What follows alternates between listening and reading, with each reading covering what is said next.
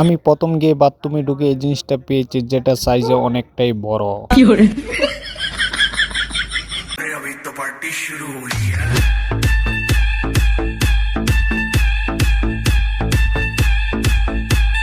আসসালামু আলাইকুম। আওয়ামী লীগের শাড়ি লুঙ্গি সব দেখতে পারবেন এই ভিডিও। যে আমি এই একমাত্র হতভাগা যে এই জিনিসটা পেয়েছি, আমার পক্ষে পরা সম্ভব না।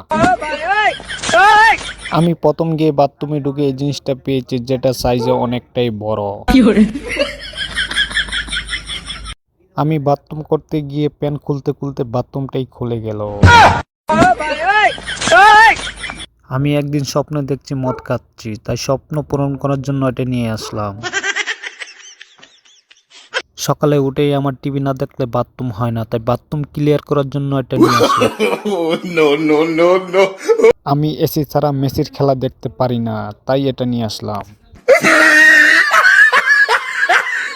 গণভবনের পুকুরে আমি প্রস্রাব করতে গিয়েছিলাম, মাছটি আমার ইজ্জতের উপর হামলা করে। আমি তাহিরি হুজুরের ভক্ত, ঢেলে দেওয়ার জন্য 4 কাপড়ি নিয়ে আসলাম। এই হাঁসটি হাসিনার মতো দেখতে, তাই আমি পুলিশের কাছে ধরিয়ে দেব। কাল রাতে আমার বাথরুমের দরজা ভেঙে যায়, তাই গণভবনের এই সাইনবোর্ডটা দরকার। চাউলের বস্তা নেওয়ার কারণ, বেশি টাকা হলে মানুষ বস্তায় রাখে। আমার নাম রাজা, রাজা হাঁস তো আমার বাসায় থাকবে, ফকিন্নির বাসায় কেন? পালিয়ে বিয়ে করেছি, বাসায় কিছু নেই, অবশেষে সব পেয়ে গেলাম।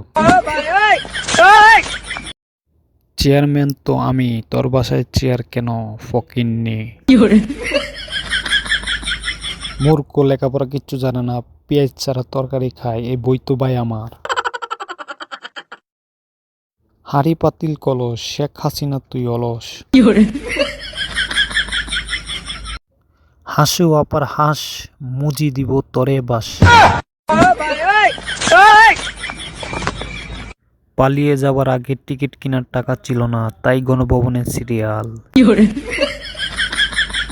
পালিয়ে গেছো মুজির কাছে, শেখ হাসিনা বেশ, সবাই এখন মিষ্টি খাবো, সোনার বাংলাদেশ। দেখ হাসিনা বিড়ি খাই, গণভবন শেষ, দেশটা আবার স্বাধীন করলাম, শান্তি পাইলাম বেশ।